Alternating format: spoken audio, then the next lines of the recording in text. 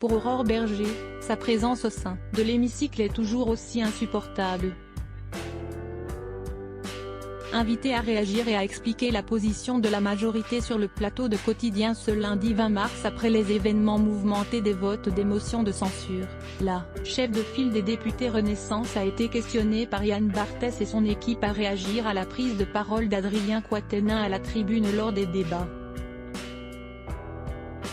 La jeune maman, ne supportant plus son collègue depuis qu'il a été reconnu comme coupable de violence conjugale, n'a pas mâché ses mots à son encontre. Je continue à trouver particulièrement choquant, surprenant, je ne sais pas comment dire en fait, qu'on trouve normal qu'un député qui, à la fin, a été condamné pour violence conjugale puisse être à la tribune. Je pense que toutes celles et ceux qui ont été un jour confrontés aux violences conjugales dans leur vie, quand ils voient ça, ils se sentent profondément insultés en fait, a-t-elle déclaré. Reprochant aux députés de la France Insoumise et à Jean-Luc Mélenchon de continuer à le soutenir, notamment à cause de l'estime personnelle qu'il lui porte, elle considère le groupe politique disqualifié sur cette problématique de société. Ce sont ses copains qui vont l'encadrer, qui vont l'encourager et qui se lèvent pour l'applaudir. Vous imaginez la crédibilité demain de cet homme, pour défendre la question des droits des femmes, sérieusement ? Sérieusement ?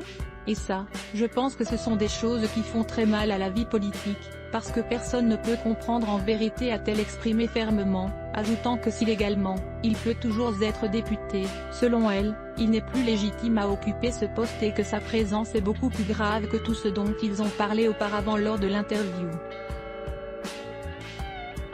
Photo, l'élection de Yael Braun-Pivet, la punchline de Rachel Keke. Ces moments qui sont entrés dans l'histoire de l'Assemblée nationale. Aurore Bergé tient tant à ce sujet, au-delà du combat féministe qu'elle mène au sein de son groupe politique, c'est aussi parce qu'elle a malheureusement été concernée par ces questions dans son passé comme elle l'a révélé il y a quelques semaines au sein de l'hémicycle de l'Assemblée nationale. Une révélation sur laquelle elle a encore du mal à revenir lorsqu'elle est interrogée dessus, mais qui ne l'empêche pas d'être vent debout et de se battre politiquement de toutes ses forces lorsqu'il s'agit de défendre les personnes victimes de ce fléau que sont les violences conjugales. Crédit photo, capture écran TMC.